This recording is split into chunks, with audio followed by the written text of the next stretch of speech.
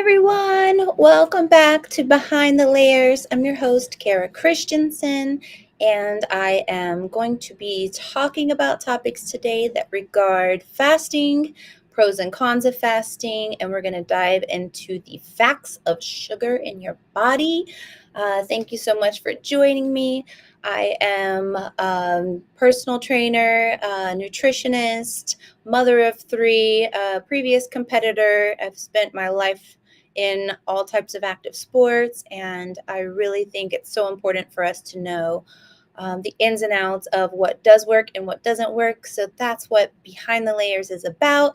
It's peeling back the layers of all of the things that are fads, the things that are actually working for you, why they're working for you, equipment, stuff that you could use at home that's actually good, and just all types of things regarding the health, fitness, and wellness industry. So thank you so much for joining me on this podcast, and I hope that you find something that is going to help inspire you to living your best life from the inside out. So, those of you that have been watching on my YouTube channel, I am streaming on all platforms right now, but it is going to go strictly to YouTube moving forward into the new year. So I do hope that you guys can join me over there. It's the @ symbol Kara Chris TV. So that's where it's going to be at on YouTube. And then just go to the podcast section and then you'll be able to interact. It doesn't interact currently on all platforms. So make sure you do go over there to interact with the conversations. I love to hear your input, and we are going to have special guests on in the future. So, but right now I am leaning into the guy I love, the one who has been the best advocate for me, and that is Dr. Berg. Dr. Berg is a huge advocate on fasting and teaching you all about the ins and outs of fasting, or starting with intermittent fasting. So for those of you that don't know who Dr. Berg is, you're going to get a little taste of him throughout the podcast episodes. So that way you can kind of learn on him too. He's got videos for nearly everything that you could want to know about your health. And he's more of a holistic approach, trying to let you understand what you can do to heal yourself and heal the ailments that you are plagued with on your own with just food or the lack thereof. So it's very interesting. He's great. He's great at breaking it down. He's great at helping you understand and help you learn. So it doesn't matter what stage, level, where you're at. The only thing that fasting or intermittent fasting would affect is if you're pregnant or trying to get pregnant, or you're breastfeeding. Of course, you want the baby to have all the nutrients all the time. But to get your body back post-pregnancy, this is a very effective way. And right now we're in day 7 of the 15-day challenge. For those of you that don't know about that, you can go over to my YouTube or Instagram page at Kara Christensen TV, or you can follow it right here on YouTube, and that's at Kara Chris TV. And you get to see the whole breakdown of what to do every single day to reset your body, detox your organs, reset your biodome in your gut for digestion.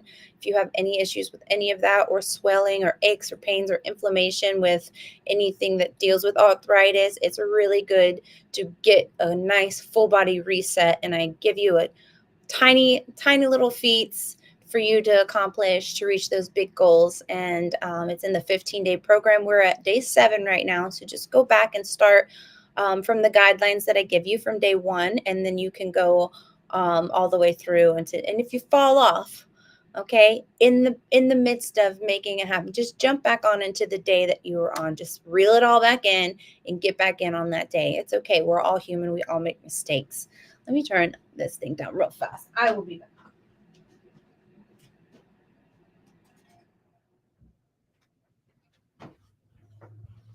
Okay, there we go. Much better. I've got air machines like in every part of the house just to make sure the air is clean and pure and in its finest. Hi, Bo. Hi, good to see you. I realized looking back at the streams that not all like I have comments coming up from different areas, but it doesn't all show in one space.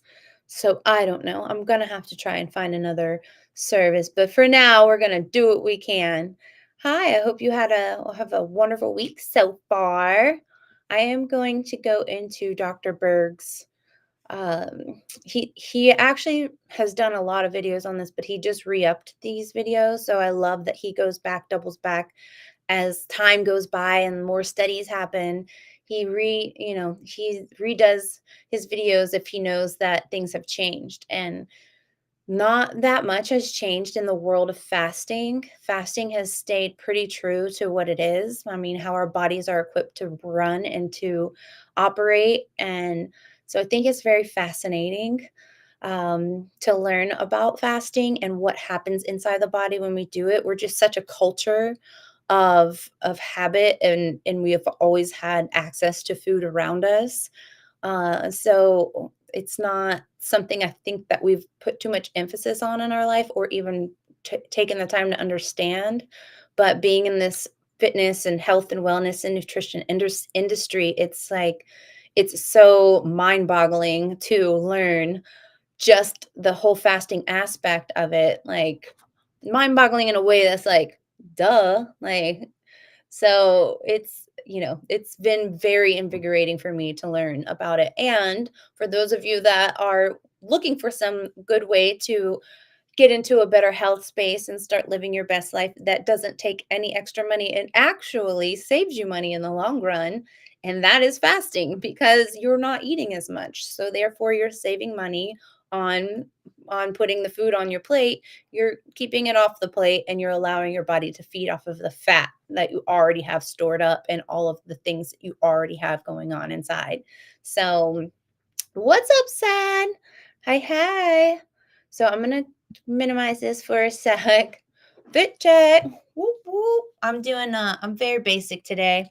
Very basic. I don't know why it keeps going in and out like that.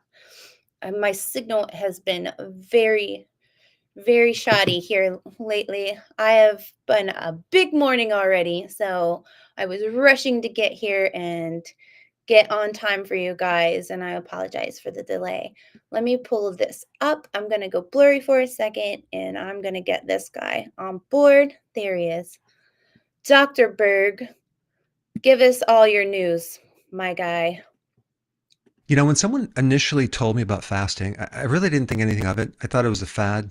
I'm like, fasting? What is that going to do? You're just Thank skipping you. meals. Thank It didn't make sense to me, and it kept coming up over and over and over again till I finally just took a look at it. And once I really understood what it is, it turns out that fasting, especially intermittent fasting, is the single best thing you could do for your health, the most powerful thing you could do for weight you. loss. Important. It is the cure for so many problems, including cancer. And that is because it addresses the deeper root cause of most health problems, which is insulin resistance and mitochondrial damage. So wherever you're at, I'm going to show you how to transition into this as slowly and as fast as you want. So what is this intermittent fasting? It's not a diet, it's just a pattern of eating and not eating. You're mimicking what your body was designed to do. Our bodies were not developed or designed to have food 24/7. And that leads to weight gain, inflammation, and destruction of the brain cells and the immune system. So if we reverse this So thing and just eat true. less frequent, all sorts of magical things happen. At a deeper level, you're manipulating certain hormones. So you're lowering your insulin, which is going to help you to tap into your fat cells.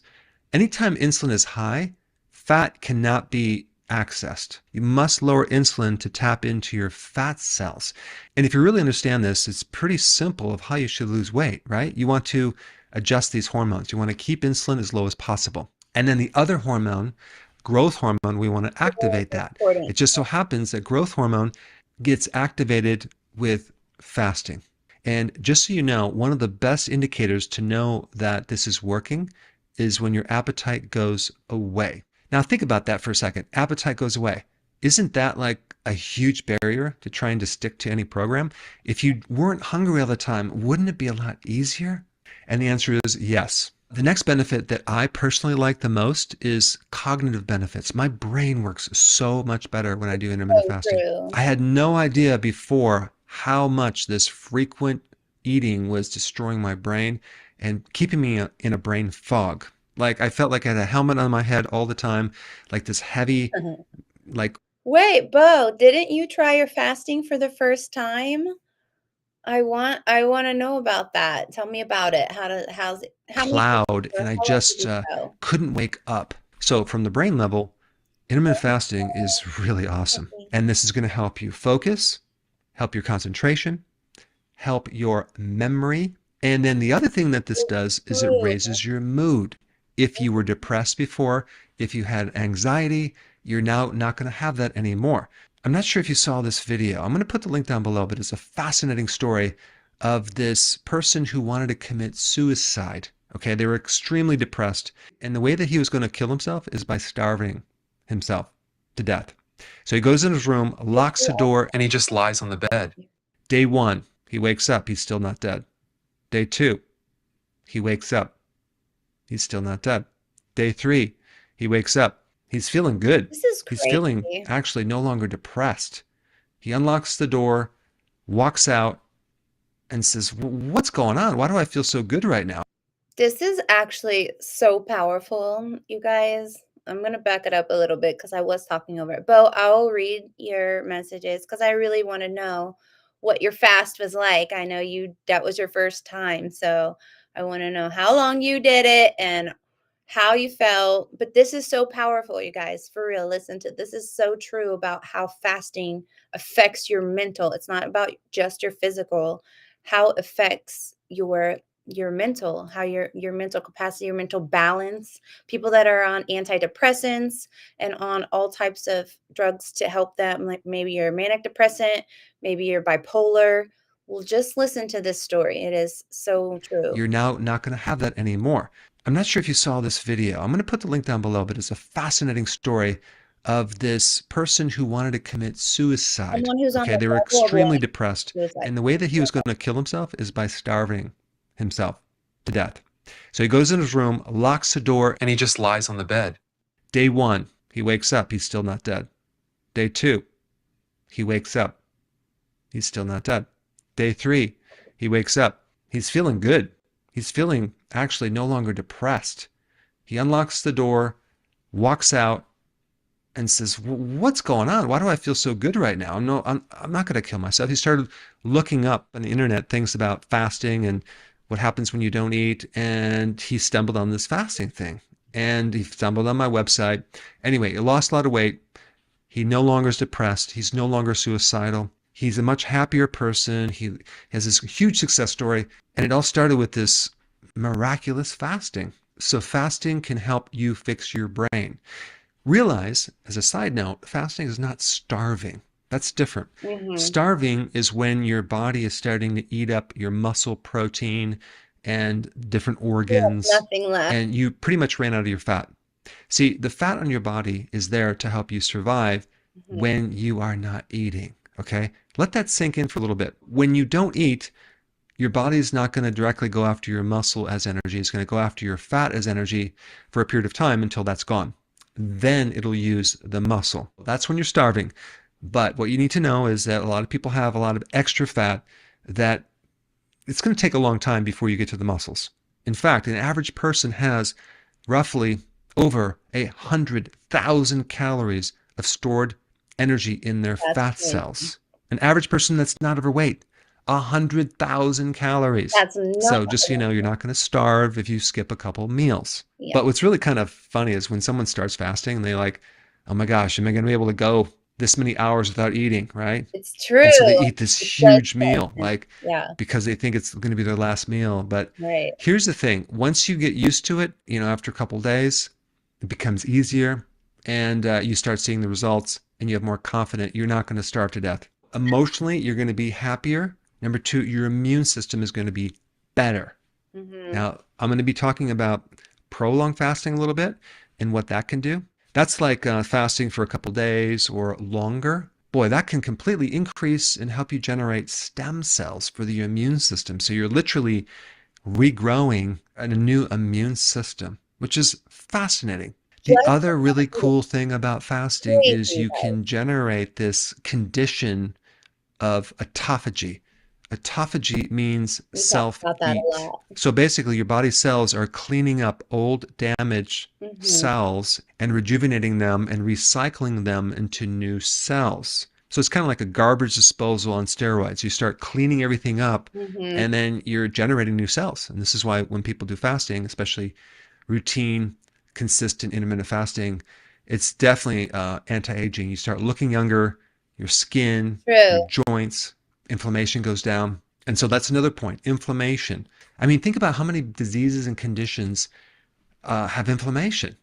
Heart disease, Almost every. autoimmune disease, arthritis, they all have inflammation. All right, another benefit is that when you do intermittent fasting, you're going to save a lot of money on your grocery bills because I you're not literally eating just said all these snacks. that. You're Right. eating less frequently. And I calculated an average person could save anywhere between 100 to 300 to up to $600 a month just on eating less of these Okay, foods. go ahead. Now, I do want to point out that this is not just about cutting calories. However, when you do intermittent fasting, the need for food becomes less and your body becomes more efficient. So you can get by on less calories. Your nutrient. Not even just that, it's like you start to be more, what I felt was more beneficial when I started the intermittent fasting is like you hold it more accountable. You're more accountable to what you put. You're more conscious of what you put in your body and what's worth it. Like in the end, knowing how good you feel, because fasting makes you feel so, it's amazing how it makes you feel without any drugs, without a shot, without any supplements, without anything. People don't understand unless you try it how good you feel, the just the balance of it all in your mind. And I know I talk about this a lot, but I really want to hammer it home of the beautiful benefits of it and just allowing your body to reset, go back to the jump, clean slate, let's start it fresh, and then you can choose wisely and better what you put in your mouth. And once you feel that the greatness on the other side, it makes you think twice about, do I really want that? I already know how that's going to make me feel. This just not worth it for me. I'll take a healthier option, maybe having a fruit instead of a cookie, or maybe having nothing instead of, if you only have junk around you to eat, maybe just choosing you don't need it. I'll just have a glass of water and be done with it. Or some apple cider vinegar. You guys know I'm always going to be pushing that. Apple cider vinegar is great for you, except for if you're on a 2, 3 day fast and there's nothing else in there, you don't want to put vinegar in your stomach. That's just good for you to get your insulin levels back in check when you have eaten something like a high carbohydrate or a high sugar meal or food. That apple cider vinegar helps bring that insulin back down and kind of level you back out instead of keeping that insulin level at a spiked level. So apple cider vinegar could be your best friend. But yeah, I really like I wanted to touch in on that before he moved on, that going through the process also holds you more accountable. When the snacking comes about, you might think, okay, well, maybe I don't want to do that because is it really worth it? Or do I want to put my calories there? Or do I want to put my time and effort into that? Is it that going to be that worth it for me? And most of the time, no. Once you've already felt the benefits of how great you can feel when you're doing intermittent fasting and keto and eating healthy, it's hard to make the decision. When I was trying to put this weight on to do this 15-day thing, like in real time, with you guys, I'm telling you how hard it was. Even though I love food, I'm such a foodie, and I'm also an emotional eater. I felt like, of course, any other time in my life, it would be easy for me to put that weight on when I wasn't trying to, but trying to and consciously being aware of what I'm putting through my mouth, knowing how it's going to make me feel, was a very tough thing to do. And it did leave me feeling exactly where I was before when I went through my weight gain and then my weight loss, which was I tired all the time, moody, cranky, just want to sleep. I don't have any energy. I'm always clouded. I couldn't remember things that I needed to remember. I couldn't stay on task or stay focused. So the food doesn't just affect your body, your physical, it definitely plays a huge role in your mental stability too. So it's interesting, the study he had done, or he read, not the study, but the article he read about the person that was trying that was on the verge of committing suicide and said they're going to lock themselves in the room until they die. And then realizing that actually fasting and not having any food helped clear up that mental depression in a big way, to where this person went on this entire new journey and new chapter. What once was going to kill him has made him, the old saying, so much stronger. And now that's his new path on life, is promoting and telling people how the benefits and how fasting saved his life. So it's pretty powerful stuff. Hey, what's up, pal? What's up? What's up? Okay, I'm gonna go back onto here. We're just Dr. Berg. Love this man. He's diving in deep on the fasting, since we're coming up to the fast, a full fast in this 15-day challenge it's been, we've been working our way to it. We started at 15 days and now we're working our way to it. So I want you to really know and really drill into your mind what the benefit of doing this full fast is going to be. We're at 4 hours today. It's going to go to 3 and then 2 and then 1. And then we're starting that no food for the whole day, and you're going 24 hours without it. You've already been shrinking that window down, so your body should be prepared, your mind should be prepared. But once you listen to him, I'm hoping that you're going to be all in on that day and don't let it deter you from getting the full benefits of it. So here we go. Requirements are less because your body has adapted. And when we talk about weight loss Back and a up slow a bit. metabolism, Okay. an average person could save anywhere between $100 to $300 to up That's to actually $600 crazy. I a didn't month think about how just much on to save. eating less of these foods. Now, I do want to point out that this is not just about cutting calories. However, when you do intermittent fasting, the need for food becomes less and your body becomes more efficient. Oh, So you can get by on less calories. no. Mm-hmm. Your nutrient requirements are less because your body has adapted. And when we talk about weight loss and a slow metabolism, fasting does not slow the metabolism. It repairs this thing behind the metabolism, behind that Repairs. set point that you might attempt to lose weight and like hit a certain plateau and you can't get anything less than that. That's your set point, and that's controlled by insulin resistance.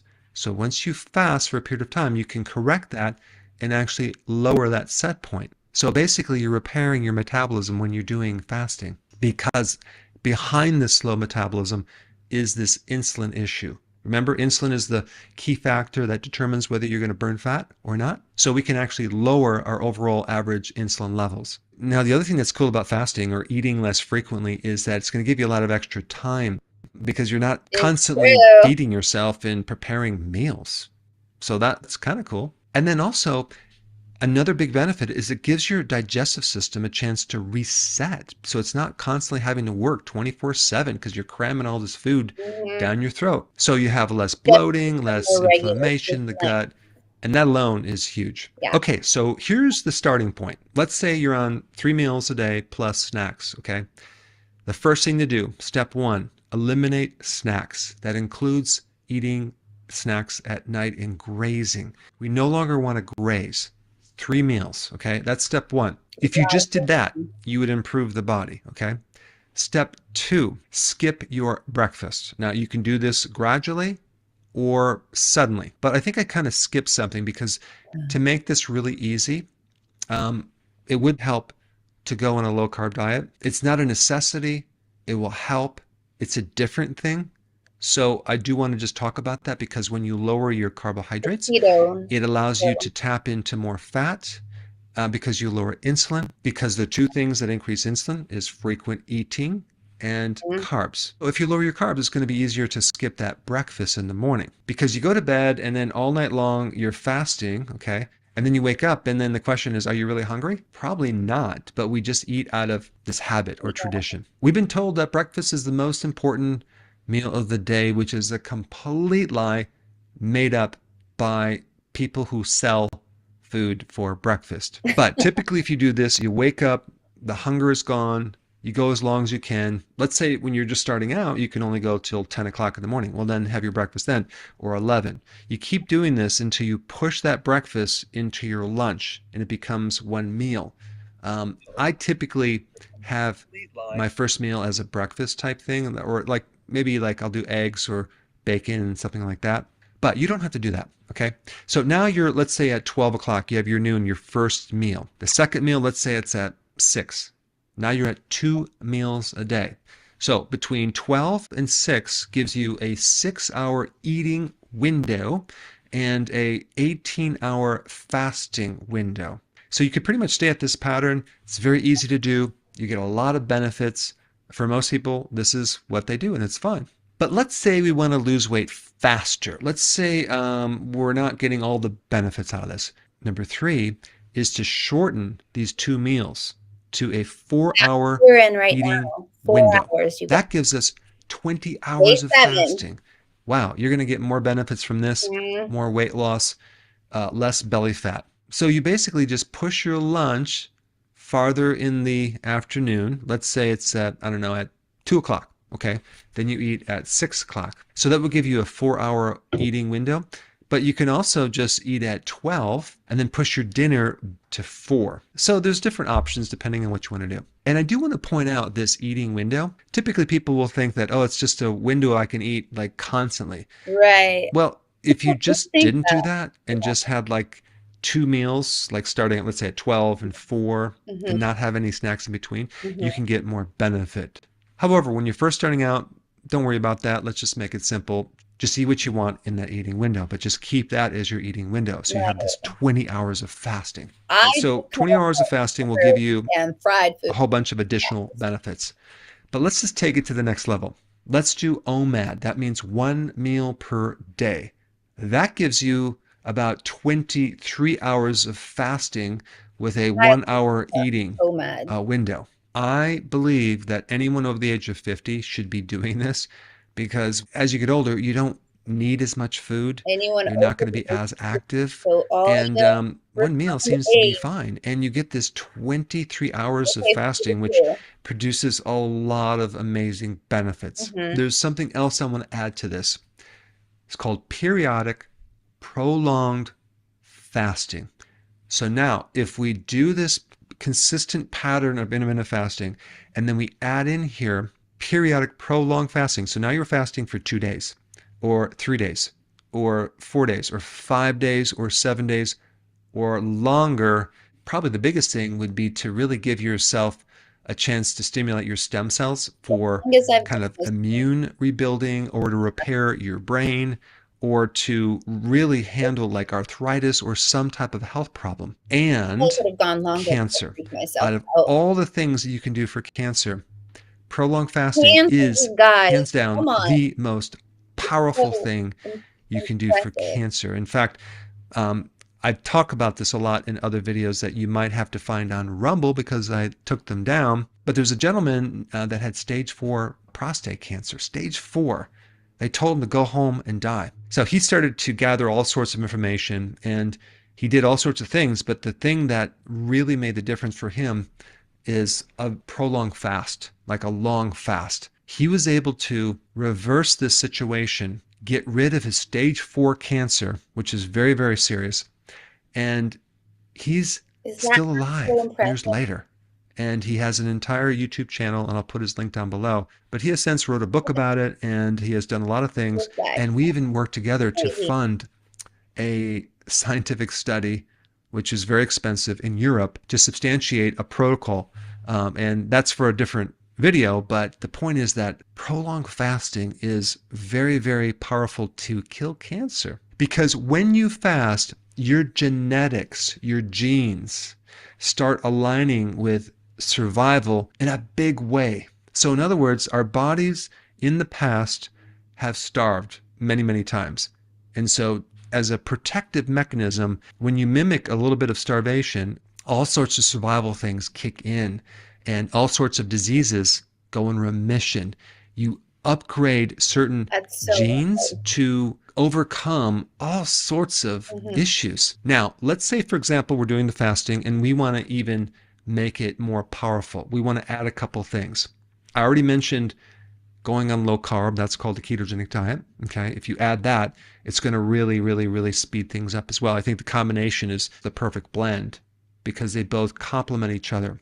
Exactly. Also, if you Well, add you can exercise, after this you can just take 52. things to the next level Hmm. because all of these actions enhance the same thing: lowering insulin, increasing growth hormone, causing more survival, creating more health in the body. I mean, when you think about when you go to the doctor, what are they doing to increase health? I'm not talking about suppressing a symptom. I couldn't come up with a lot of things. They don't really address this core foundation with eating. They don't usually address this fasting technique. They might talk about exercise in general, but it's really about handling all of the side effects from eating junk foods, alcohol, the effects of stress and all these other things. That's kind of what they're addressing. And I looked at this and I'm like, Never had what a is problem it about with insulin. healthcare that can actually increase health? I think that's missing. Listen, don't get me wrong. If you break a bone, if you injure yourself, I mean, you need to go to the doctor. But this massive suppression of symptoms, I think the whole system is broken where we don't really focus as much on increasing health, which is a completely different thing. So, an average person has a lot of insulin resistance, they have a lot of belly fat, they're overweight, they have a lot of inflammation, they have something called ectopic fat. That's fat that can no longer go in the fat cell. The fat cell is broken, so it spills over outside the fat cell in the I didn't even organs, know you like could your break the liver, fast. and then around the organs as visceral fat. That's why you have belly fat. If you look down at your shoes right now and you see your belly sticking out, that means you have insulin resistance. A couple other things that you probably have heard that are completely false. This other concept that 6 meals a day is healthy. This idea that you have to eat to prevent hunger so you don't overeat is completely ridiculous because if you eat these small meals, it actually causes you to be more hungry in about an hour and a half. So this is the perfect way to keep you eating by eating small meals. Thus, Mm-hmm. the topic we're talking about intermittent fasting, which means don't eat so often. And also this concept of everything in moderation. Just eat everything you want. There's no bad food group in moderation. This is complete because every time we eat carbohydrates in moderation, we get into trouble. And in order to get into deep ketosis, which is the state of fat burning, you can do a moderate amount of protein, but not a moderate amount of carbohydrates. An average person consumes about 65% of their calories carbohydrate. And we already know that's not working. Okay, what about the topic of women doing fasting? And maybe you heard that it's bad for the thyroid. And there is some studies that show that the thyroid hormone, the active form T3, does go down a little bit. But that does not mean the thyroid is dysfunctional because the way that they diagnose hypothyroidism is not with T3, it's with this other hormone coming from the pituitary called the thyroid stimulating hormone. And that one in these studies is always normal because what happens when you go on a low carb diet or you do intermittent fasting and you start burning fat and you start losing weight, your metabolism becomes healthier and the need for this T3 does go down. You don't need it as much because your body is burning fat more efficiently. Right. All right, the next point you might hear is that, and I already mentioned this, like fasting is starvation, fasting is dangerous. It's actually dangerous to eat frequently. Okay, we've Right. already done an experiment. We know that. It's super healthy to do intermittent fasting. There's a couple things I want to bring up about that though. Nutrition. If you're going into this with nutritional deficiencies, all you have to do is take certain nutrients to make sure that you're not deficient. The two main categories of nutrients that I recommend are the B vitamins, and you can get that from nutritional yeast, and electrolytes. Well, salt is part of electrolytes, but we'll Yeah, just I add just put a salt third in the water. salt because sometimes people don't think salt is electrolytes. So if you take these, you pretty much eliminate like keto flu, keto Mm, fatigue, keto rash, and some of the other things that might happen in this transitional step. I've You never see, heard the of purpose goulash. of food is to provide energy Mm-hmm. and nourishment. Mainly nourishment is the vitamins and the minerals and all these other things that we need. Well, we can take these without the calories, but what about fuel? If you're not eating, where's the fuel going to come from? Right. Your fat fuel. You're actually eating when you're not eating. You're just switching to your fat fuel. Mm. A lot of That's why people you're not have a lot of hungry fuel after a that they certain can't amount tap of into. days. That's because their insulin's too high, because they're eating too frequently, their carbs Mhm. are too high. Intermittent fasting is finally a way to tap into your fat and really use that as the primary fuel. This is what our bodies were designed to use fat fuel when there's no food available. Now, as far as But then when you do that, though, so people that have reached out to me about doing the 15-day plan and then about fasting, once you then like, okay, well, what happens when I've lost the fat and I feel so great and I want to stay on keto and I want to stay at a certain weight? I don't want to keep losing more weight, and I certainly don't want to keep losing muscle, or I don't want to lose muscle at all. Your body produces so much growth hormone at that point. Your muscles are so protected, and also all you have to do is just add more fatty foods in it. So if you're at that point, you want to add, like, you can add more nuts, or you can add foods that are high and rich in fatty acids and fat. That's the way that your body will feed off of that if you are at a point where you have no more fat to feed off of. So, but most of us that are doing this type of 15-day, reset, and then going into a pretty strict regimen of doing, the ketogenic diet, and then a fasting of a 2-1 none, which is 2 meals a day, 1 meal a day, no meals a day, 2 meals a day, 1 meal a day, no meals a day. So sometimes you'd go 2 meals, 1 meal, none, none, and then 1 meal, 2 meals, and keep going like that.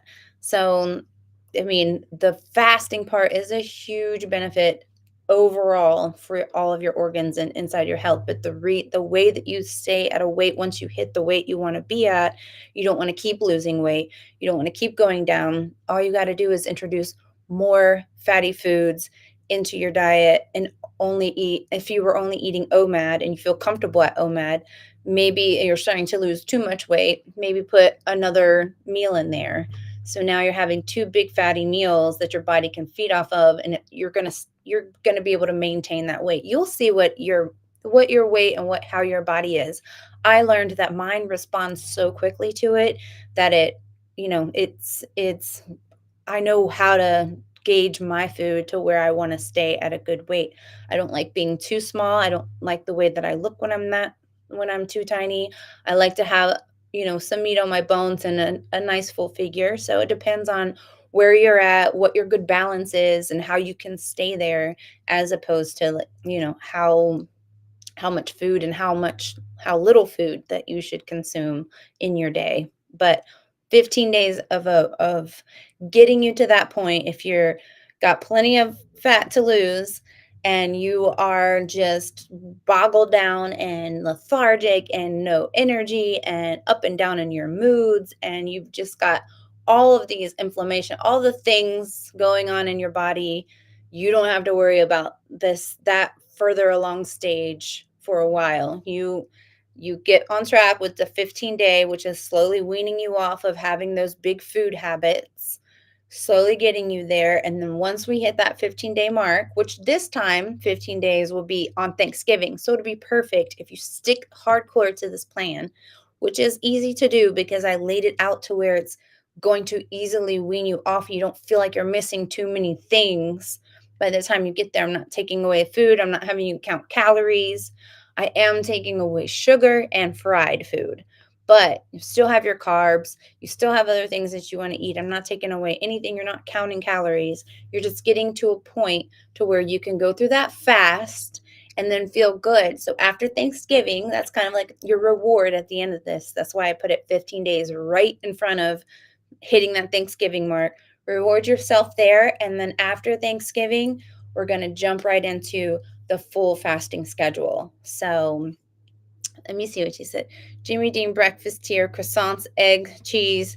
Took the bacon off and put it in the freezer. I know it's processed. I haven't been eating a lot the past few days. I plan to eventually fast. Well, perfect timing, because today we are in the 4-hour window. So we started, 7 days ago. 15 days is what the reset is, and that will bring us all the way down into the space where you're only having that OMAD, that 1 meal a day. Today's 4 hours, so you can have a meal and another meal, or you can have a meal and a snack, or a meal. Some of you are going to probably still have a meal, a snack, and another meal. That's okay. You're putting it all on this we're getting you there. It's a process. And then maybe the next time, if you feel like you've fallen off track and you want to reset again, maybe the next time you'll be a little more strict with what those meals are in your window.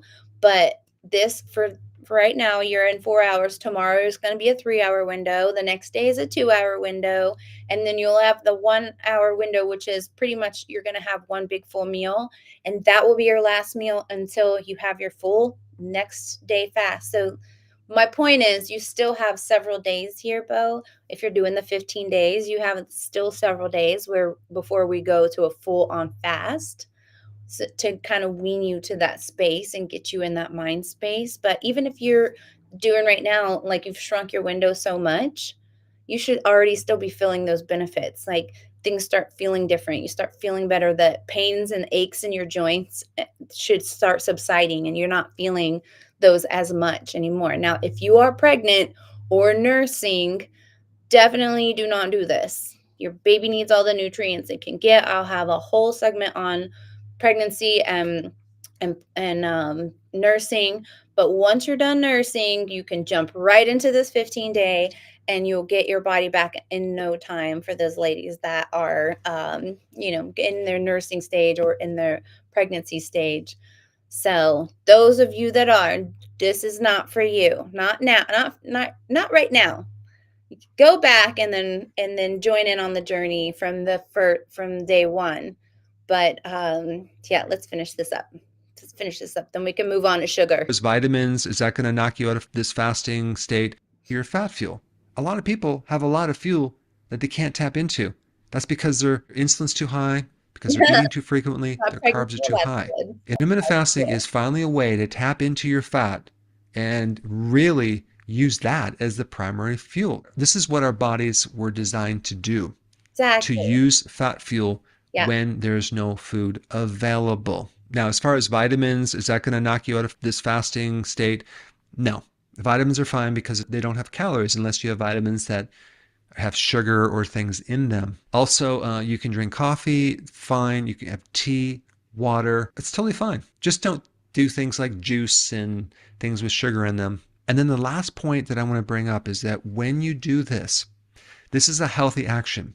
You're going to heal your body from different angles. You're actually going to regrow muscle if you have atrophy because of growth So true. hormone stimulation, Yeah. which means That's a real that if thing right you're there. going through this fat reduction, muscle growing action, you may plateau with your weight at certain times. Okay. If this happens, don't think it's not working. Hmm. It is working. Look at the size of your clothes. Focus on your appetite. Is your appetite gone? Give it more time to work How and you're give your body a feeling, chance to adapt. And you muscle. now have the knowledge of how to turn up or turn down the diet based on these different patterns of intermittent fasting. Now, the next most important video for you to watch would be on what to drink, the liquids during fasting. If you haven't seen this video, I'll put it up right here. Check it out. Hmm. So it's interesting because you guys have a lot of you that are watching. You might not be commenting, but I see that you're watching. So, out of I know anything you could have possibly do for your health, more fasting of a and private intermittent life, fasting. but you have asked me about the things to drink, and we've talked, extensively about the juice. And the yes, juice has natural sugar in it, but it's still sugar and it still will spike your insulin. So it's not that juice is bad for you, it's just it spikes your insulin, and when you're trying to get your insulin in check, you don't want anything at all. That's why I took sugars out. So I mean, and that did include, I know that a couple of you asked, well, what about fruit? And fruit, especially like very sweet fruits like bananas, even though it's got great potassium, they actually have a lot of potassium supplements out there that you can take that don't have all the sugar in it. You're just getting the supplement you need, which is the potassium, without all the extra sugar. Because during this reset, you just really want to focus on a full reset and getting that insulin in check. Getting that insulin in check is the only way that you can bring all your levels back to scale and get rid of all of that extra fat that your body is storing up. That storing up for what? You're not about to go on, unless you're going to be on like the biggest survivalist or whatever that show is, where you're going to be out in the woods for, without food to eat. I mean, you're not, what are you storing up for otherwise, unless you're going on some big adventure in your life where there's not going to be any food handy and you really just need to pack on as much weight as possible. But most of you are not doing that. So let your body eat what you already have going on, and you got to get through your mind, make it a mindset that you are not starving.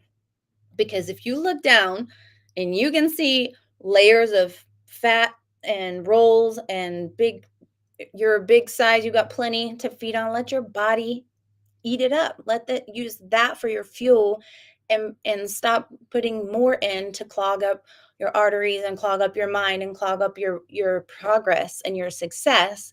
Let it do what it's meant to do. You aren't starving. Your stomach is feeling like grumbly and making all those noises, not because you're hungry and you're starving. It's making those noises because it's putting in that acid in your stomach because it's used to you putting food in it. So now it's going to release all that acid inside your stomach, ready for the food to be, ready to disintegrate the food in there like it's used to doing. But when you're fasting, you're not putting that food in, but the your body still thinks, oh, I'm so used to doing this. It still releases that acid in there, so it will subside. Your body is real quick to readjust.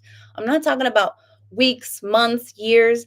I'm talking about days. It really only takes days for your body to like jump back into it, because that's its natural zone. It wants to do what's natural to it. We're just forcing it to do all these other things because we're constantly eating and putting all this fake stuff in our bodies, like fillers and, all this fake. Now I'm talking about cosmetic things. I'm talking about the fake things they put in the food that we're digesting, plastics, bugs, you name it, things, synthetics. Like, we are putting so much crap chemicals in our body. It's just constantly freaking out. So when you bring it back to basics and you put it into a space where it has more time to figure things out before you're putting more of that junk in there, it starts operating differently and you can feel it. It's an undeniable situation, but most people don't even allow themselves to get to that point. So that's why if you set little small goals like this for yourself, you're going to see, you're going to get those big changes. You're going to be so much happier with that, and you're going to feel so good in the end, and you're saving money. And you're not putting extra foreign things, and you're not having to pay for shots or pills or any extra thing. It is absolutely 100% free for you to dedicate your time and your efforts to yourself. That is free. All day, every day. That is free to dedicate your efforts to not putting food in your mouth. So, all those benefits, so many benefits. But I wanted to explain to you, since so many of you are asking about the drink process, when what drinks to and what not to have while you're doing your fast. Let me put this on. So, out of anything you could possibly do for your health, fasting and intermittent fasting are the most important things you can do. There's nothing else that even comes close Drill it in, you in guys. creating more health. Now, on the flip side, snacking and continued eating is the worst thing you can do for your health. So today I'm going to show you the basics of how to do intermittent fasting. Actually, it's not necessarily just for the beginners, it's for advanced people too, because I found that if you're running into a plateau or things aren't going as smooth, you need to go back to the basics. All right, let's get into the meat and potatoes of fasting. Well, we probably shouldn't talk about potatoes. And you will see too, when you start fasting in your fasting journey. Right now, we're still doing that 15-day kickstart where you're just getting into, that's your kickstart. You're not driving off yet. We're just getting you to where you need to be. But you're going to see, you're going to start losing a bunch of weight, and there will be a point where you kind of plateau. That's just because your insulin levels have been so high for so long. Your body thinks you need to be at whatever the specific weight is. You just have to keep pushing through it, and you'll start getting those weight drops again. So it just depends on how long you've been overweight, how overweight you've been for how long. So it's pretty much how it boils down to. but you will reset that, and you're going to reset your metabolism in full, and you're going to have a new norm wherever that lands for you. You're going to have a new norm. So just be patient. This is a waiting game, but you will feel a certain type of way because you're going to see that scale moving. You're going to see the inches falling off your face, your inflammation, the swelling in your hands and your fingers and your ankles and all over your face, your belly. You're going to see that rapid change, and then it will come to a point where it kind of halts. Like your body feels like this is where you normally like to be at this weight. I'm going to keep you here, even though that's still an overweight, as they call it, an overweight, obese weight for you. If you want to continue on and you really want to get your body in the optimal weight where you should be for your height, I think pushing through, you are going to feel some type of way, but it's just being patient with your body. It's going to hit your plateau. You got to just be patient with it. Stick to your program with your eating and then just carry on. So it's just so you know that is a thing. It is a thing, but it does get better. It does get back on track. How about the meat and cauliflower of fasting? What we're trying to do is we're trying to go from sugar burning to Cauliflower is really fat good, burning. actually. A big confusion that a lot of people have when they're fasting is they think their body is starving. They think it's not eating. But in reality, your body is eating when it's not eating. Okay, It's we already know. finally eating We're its going own to fat. That is why the best indicator to know that it's working is your appetite gone. Okay? If your appetite is going away and you don't have any more appetite and you're not hungry anymore, guess what? It's working. And it makes it a lot easier to stick to if you don't have an appetite. So the principle that I've talked about in other videos is you have to get healthy to lose weight, not lose weight to get healthy.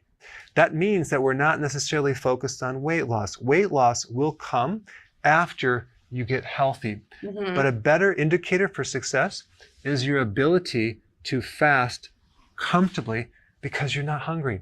Like right now, it's 12 o'clock noon. I haven't eaten since yesterday at about 6:30. Am I hungry?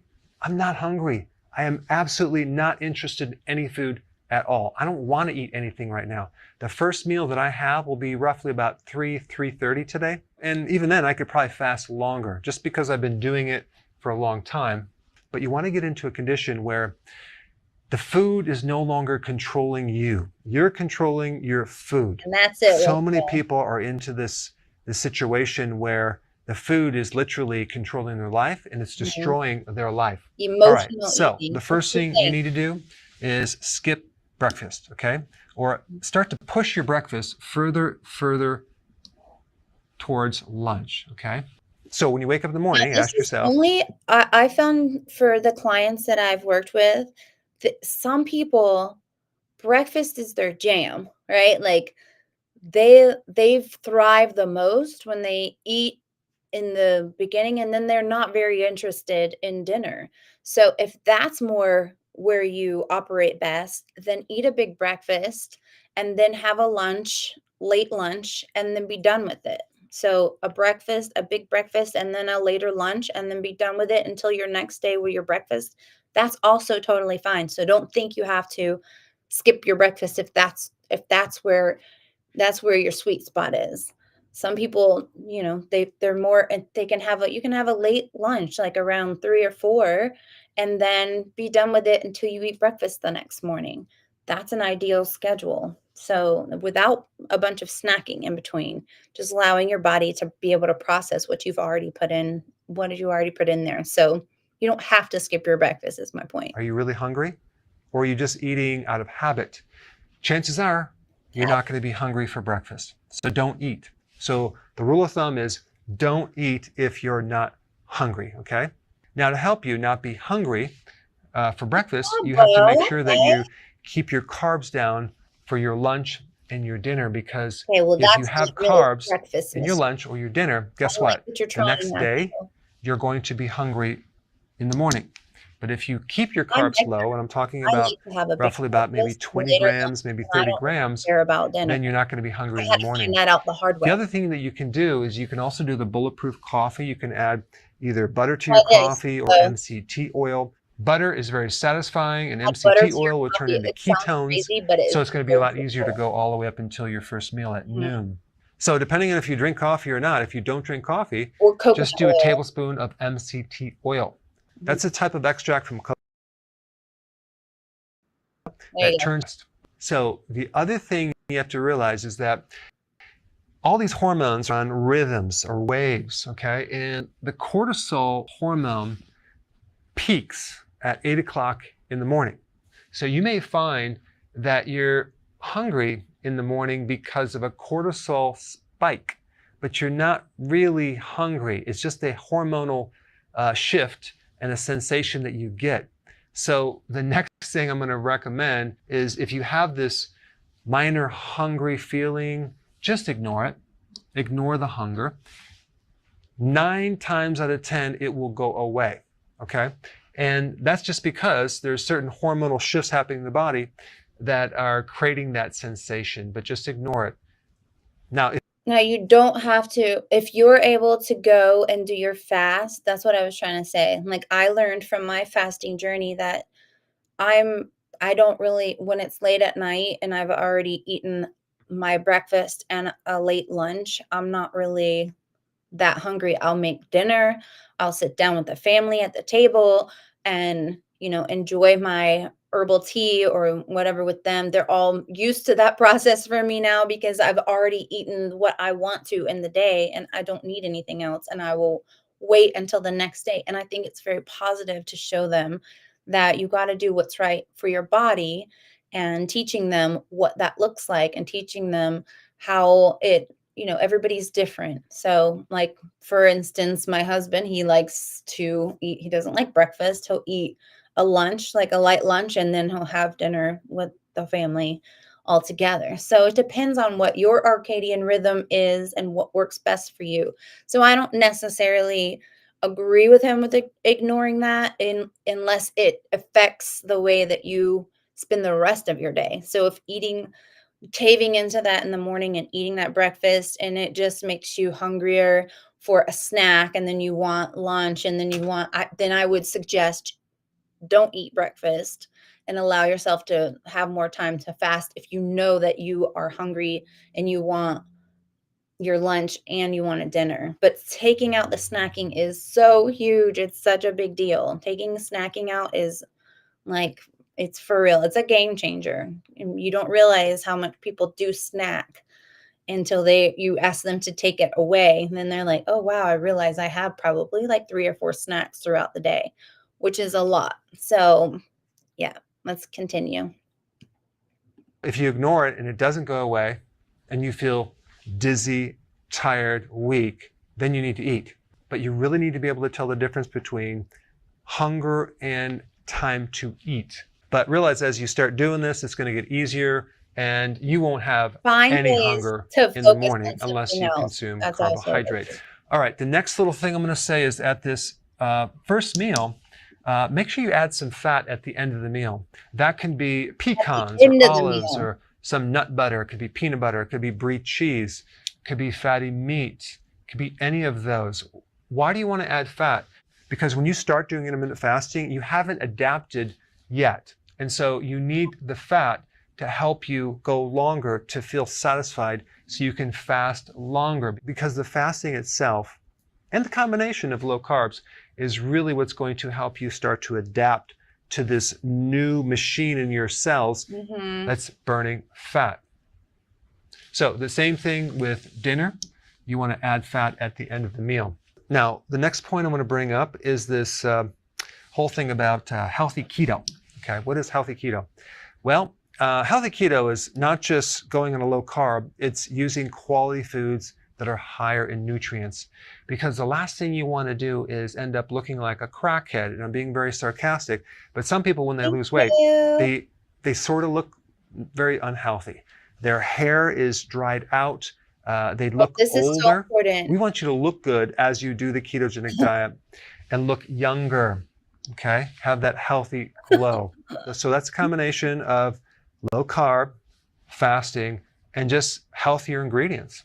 So there's such a thing as dirty keto where you're not paying attention to the quality and you're eating at a fast food restaurant or fast Within your food. window. And yeah, it's low carb because you're Yeah. not eating the bun, but it's Yeah. very, very low quality food. Don't recommend that. All right, Mm-hmm. so this first meal and second meal is called your eating window. Okay, so let's just pretend your first meal is at noon and your second meal is at 6 o'clock. So that would be roughly a 6 hour eating window. Now, when you first start out, you could potentially eat during this window through here, okay? Have a snack if you want, but I would recommend or challenge you to not do that because that way we get some fasting between these meals too, and that will help you. The snacking is the biggest killer for progress because the snack stimulates insulin. Every time you eat, you stimulate this thing called insulin, and what we're trying to do is fix insulin resistance, which was created by a high level of insulin for a long period of time, which comes from constant eating and eating a lot of carbohydrates. And Now, if you do refined a 6 hour sugars. eating window, that gives you an 18-hour fasting cycle. That's pretty good. If you Mm-hmm. could do 18 hours of fasting, Mm-hmm. you're going to see some amazing results, especially with your brain. You're going to grow new brain cells. And so your cognitive function, your Slim on focus, some of that, your memory, right?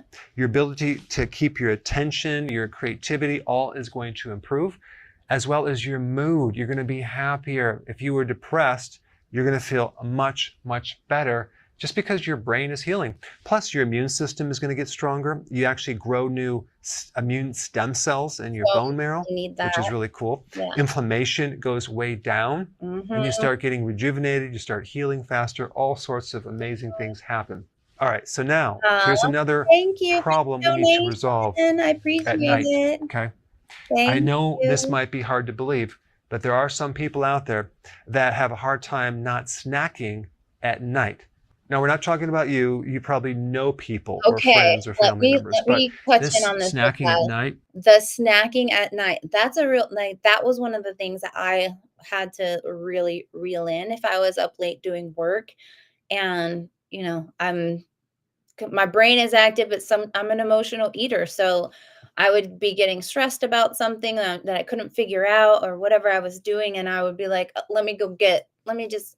Maybe some chips will help. This will help me power through this." But what I realized is how awful I was feeling the next day from having those late night snacking, and I was getting less sleep because you shouldn't be eating like that right before you go to sleep. You don't sleep well, your body's up processing too many things. And yeah, your sleep is interrupted. But I realized that the apple cider vinegar is such a strong taste in your mouth that and what it's also doing inside of your body for you, it makes you not hungry. So what I always say is like, okay, if you're feeling the urge and you feel like you need to go get a snack, have an apple cider vinegar cocktail instead. Like what I do now is I keep it in its own separate carafe in the refrigerator so it's already made. So that way it's just a quick pour and then drink it down because I realize if you have stuff already ready for you that's a healthier versions of of a snack in your day or whatever you're having. And B, the drinks that's healthier, like maybe a lemon water or a cucumber water in your fridge. That's quicker to grab than it is if you have kids that have juice boxes or juice in there or sodas even. Whatever the case that you if you have something that's healthy that's readily available, you're more apt to grab that rather than in a pinch and don't feel like having to make the healthy thing or don't feel like having to put together the apple cider vinegar cocktail. It's already made. It's going to be easier for you to stick to it rather than okay, that's another daunting task. Let me just go ahead and have this Coke or this sweet tea this one time since it's already made and it's in my fridge. I know a lot of you can't get rid of all that stuff because it's your journey and maybe your kids aren't ready to go on that route, or maybe you're not strong enough to put your foot down on it yet and say, you know what, I know you love this stuff, but we're all getting rid of all the things. That's the ideal path, or at least finding something better for them, an alternative, like I did for my kids, which is turning to Mio brands, which you got all these flavors that you can do with the Mio, and it's with the sugar that's degradable by your body. It's not a filler, so Those are your options, and that's all you get. That's it.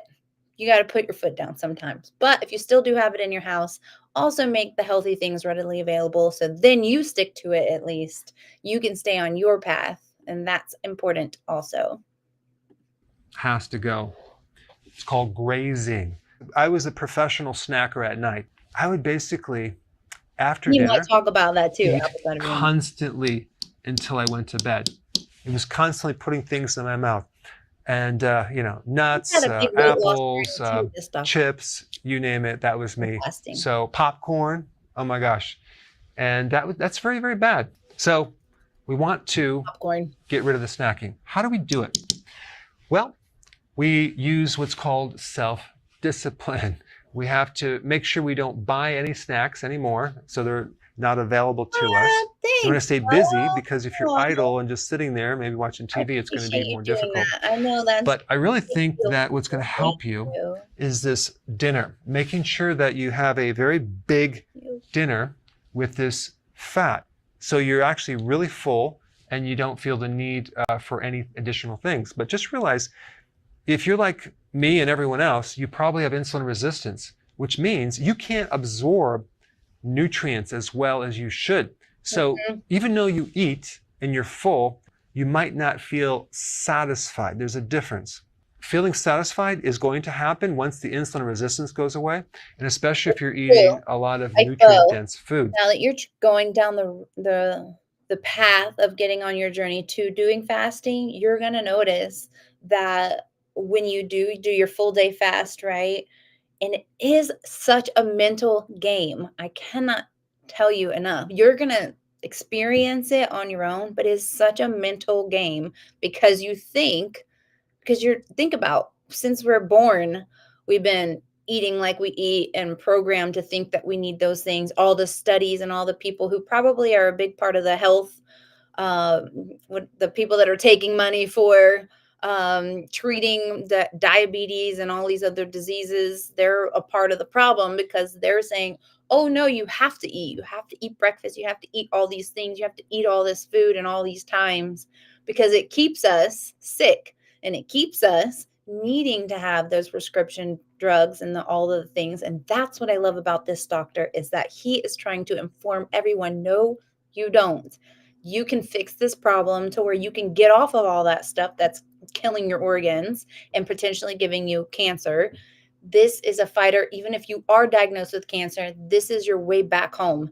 This is your way back to getting your body back and killing off those bad cells. So, it's a big mental challenge that you go through thinking, okay, I'm hungry, I should eat. I haven't eaten all day, but I'm not really feeling that hungry. If you're feeling that way, don't don't say, "Oh, I must eat." No, that is absolutely not true.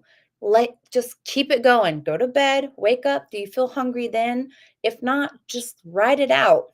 Write it out. You'll start to notice the difference of when you're actually hungry and when your body is just putting that acid in your stomach to break down food that it's used to getting. Because when you're getting that acid in your stomach's all grumbly and you're feeling a little nauseous, that's just the acid that it's releasing to break down the food that it's used to you putting in there. So once you stop putting that food, that acid's going to go away. Your body's going to readjust. You're not going to have that nauseous feeling if you have it. You're not going to have those symptoms anymore. And you're going to be able to really figure out what it means to feel hungry. And then you're going to be able to adjust in real time in the future. You're going to know, okay, well, I'm not hungry. I just keep thinking that I should be eating. Just let your body feed off of what it's already got stored up. You've already put so much food in it. Let it sort it out first. Let it sort those things out, and then you can get on a new eating habit that's good for you. But right here, what he's talking about is so key. Let me back up just a touch. And then I swear we're getting into the sugars. I think he does touch on it a little bit. Making sure that you have a very big dinner with this fat. So you're actually really full and you don't feel the need for any additional things. But just realize if you're like me and everyone else, you probably have insulin resistance, which means you can't absorb nutrients as well as you should. So even though you eat and you're full, you might not feel satisfied. There's a difference. Feeling satisfied is going to happen once the insulin resistance goes away, and especially if you're eating a lot of nutrient-dense foods. Oh, that's what There I are meant to some things say. you can do That's what I was that getting will at, also Bo. improve. Sorry, I went off on a side tangent. Once you get your first, you need some mental gains. I know, right? The fact that you can grow more brain cells, like it's impressive. But once you get to that first fast and you eat, you're gonna realize, holy cow, I'm so full quick because you shrink your stomach, you shrink, and then you're satisfied and you don't overeat. So maybe you got that one meal that you can now split into two meals and have the rest at another time because you're just not hungry like that anymore. It really is. I mean, I can't tell you, like, so many people spend so much money on these weight loss things that really, if it came down to it, to really give back to your body, you're going to save so much more money and you're going to reap way more benefits than any fad diet that's out there. That's for sure. That one point. Apple cider Yeah, vinegar, I was on okay? some kind of Maybe a tablespoon in your water apple for cider dinner. vinegar. Apple cider vinegar has acetic acid. The biggest benefit of acetic acid is to make insulin more sensitive to help your blood sugars. So it's going to actually help you reduce insulin. That's why it can help you lose weight, but it'll also help your appetite. It'll help actually insulin work better so you absorb more nutrients and you'll be less hungry. So apple cider vinegar in your water is really good. I would also, while you're at it, add some lemon to your water, lemon juice, okay? Maybe a teaspoon, maybe a half of a lemon, maybe a whole lemon. This way you can have things like vitamin C if it's fresh, or citric acid that can help reduce kidney stones and if you're at risk for gout. Health reduced Because sometimes kidney when you're doing stones. fasting, You guys your have uric acid goes up, vinegar. which acts as an antioxidant, but it can flare up gout. So just add the lemon and apple cider vinegar in your water when you drink this for dinner. Another suggestion are these things Dinner. called Herb the vegetables, okay? afterwards. I highly recommend you consume more vegetables. And I'm talking about like a big salad.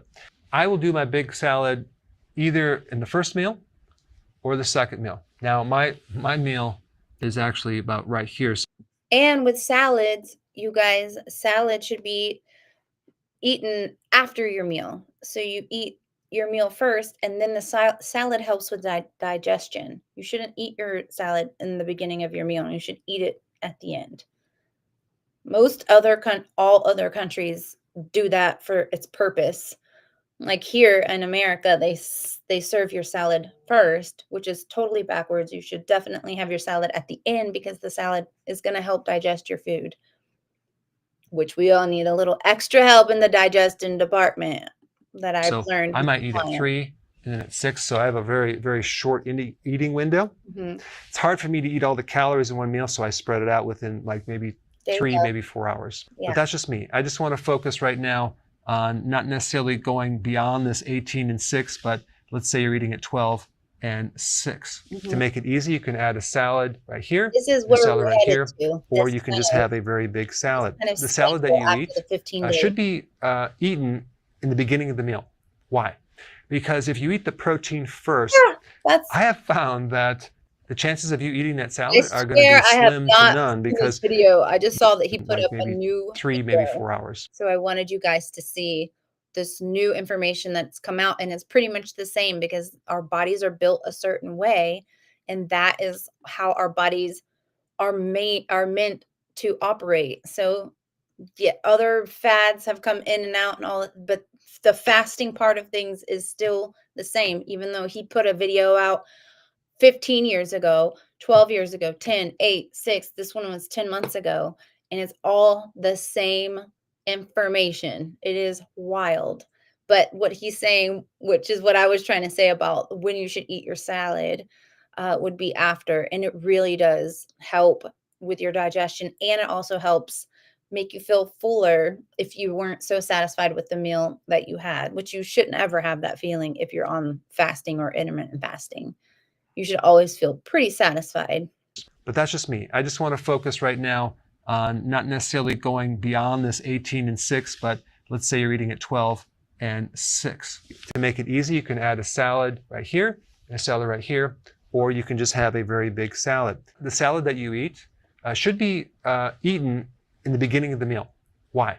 Because if you eat the protein first, I have found that the chances of you eating that salad are going to be slim to none because you're now filled up with the protein. So I always recommend eat the That's what I salad was first getting and at. then eat You're your gonna feel protein and fat it's gonna fill second. It you seems up. to work, but again, that's just a minor point. Yeah. Now, why do we need the salad? You should Well, it's going definitely to eat the give salad you after. more potassium and Just magnesium, FYI. which is going to help that insulin problem I talked about. Also, it's going to give you energy. Also, it's going to prevent cramping in your legs, and it's going to prevent keto fatigue, etc., etc. The fiber in the vegetables feeds the microbes, and that's what the microbes live on. So you're feeding your microbes, they get to eat something, and then what they do is they change it into a type of fat, which actually is really good for your blood sugars. So I found that if I don't consume large salads, that I don't feel quite right. In fact, it's harder to get into keto, and it's not going to go as smooth. Also, the vegetables are really good for your liver, and you're just going to feel cleaner if you do that. And you can switch it out. You can have just vegetables, okay, sometime, or just a salad other time. If you do the vegetables, you don't need the quantity. You don't need 10 cups of like broccoli, right? So you do smaller, maybe half the amount. 10 cups and then for salad, because it's not as dense, you can have more of that. The salads, the apple cider vinegar, eating more fat at the end of the meal is going to help you avoid this snacking. Now, I want to just mention something about cholesterol because this question keeps coming up over and over and over and over again. What happens if my cholesterol goes up? It happens with a percentage of the population. Usually it goes down, but in some people it goes up, like my wife. And people are concerned. They go to the doctor and like, oh my gosh, my cholesterol is high because I'm eating all this fat. Well, if you really understand what's happening, it's not going to be that scary because when you burn fat, a certain portion of that fat is cholesterol. So it's composed of triglycerides, which you use for energy, but also cholesterol, which you don't use for energy. You don't burn cholesterol. So the cholesterol and the fat has to come out, has to go somewhere, right? I mean, the whole goal is to burn your fat reserve. So we have to get the cholesterol out somehow. So it has to go through this thing called the liver, okay? It comes to the liver. And if you don't have enough liver function or you don't have enough bile for some reason, let's say you don't have a gallbladder, or let's say you have a fatty liver and you're not producing enough bile, right? Then you may have a little backup of cholesterol. So the more bile you have, the easier it is for your body to get rid of this excess cholesterol. But even the fact that your cholesterol is high and you don't have the bile to break it down or get rid of it as fast as you would like, realize if you went to do an advanced lipid profile test and you found that you have high LDL, there's a couple different types of LDL, and you're going to find that the high LDL that you have is the large particle size. It's not the small, dense type of LDL. So the small, dense type is the dangerous one. You're not going to find that. You're only going to find that if you're doing high carbs, okay? So I wouldn't worry about it, but if you are concerned, you can do the test and you can see for yourself. And I included a video of my own wife having high LDL, and I explained that thoroughly. Now, the other thing that I want to mention, which is the icing on the cake, or well, I probably shouldn't talk about cake, but when you do intermittent fasting and keto together, within 14 days, 50% of the fat in your liver is going to be gone. That is huge. That is exciting. As long as you don't eat that icing on the cake, of course. All right, a couple other things I want to show you about this fasting thing. 15 days. Green tea. 15 days. Very, very, very awesome to drink through the day because green tea helps insulin resistance. Okay, it'll allow you to fast longer. Now, there's other types of tea or herbs that are in tea that are also really good for blood sugars that will help reduce.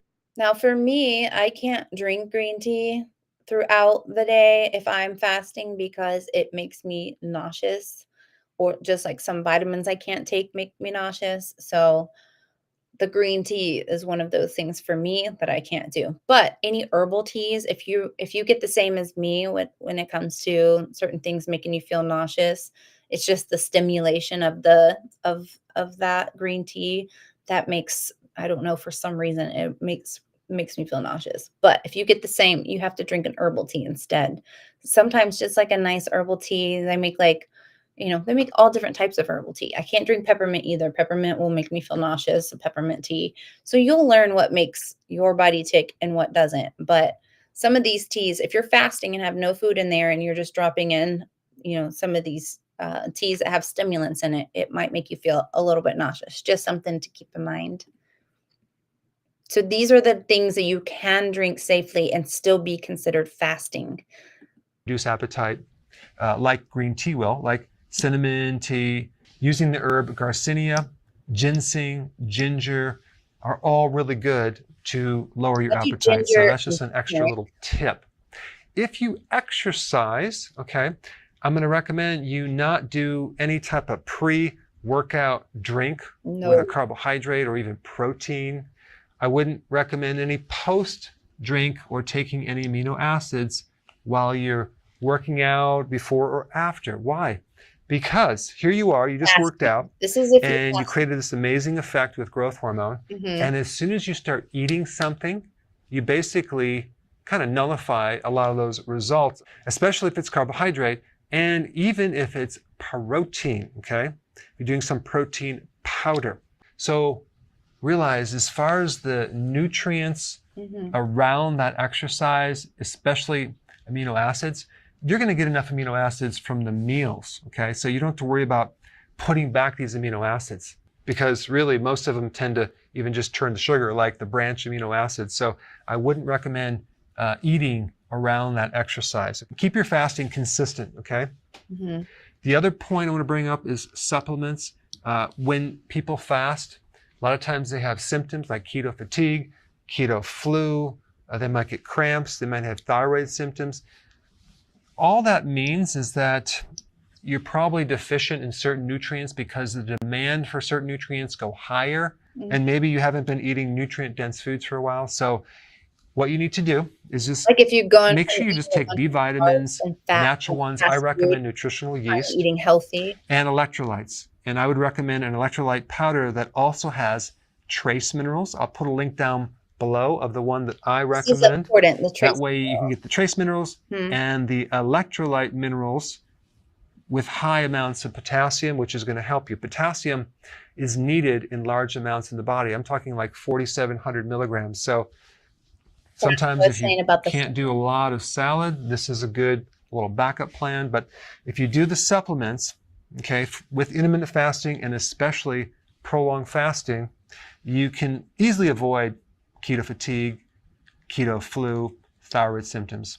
All right, I had any so of those now let me symptoms, just so, cover a couple but I mistakes that also people do make. put the crack of Um, salt in my water. a small snack. My Let's say you're doing keto and you're on a roll. I'm just going to fast all day long. So instead of doing the fasting and waiting to your big meal, I'm just going to do maybe a little snack just to kind of push me through, thinking that doing a little snack or This lower is important. calories is going to get me by and I'll be fine with that. But realize that these snacks, especially the protein ones, like if you did like a scoop of peanut butter, for example, what's going to happen is you're going to spike insulin. It's a protein. Protein triggers insulin. Not as much as carbs, but it will. And then guess what? About an hour and a half, you're going to be hungry. So It's going to throw you true. off your plan. So true. So there's really only two things that won't stimulate insulin: End up making yourself extra fiber hungry. and fat. Protein will. So if you have to snack on something,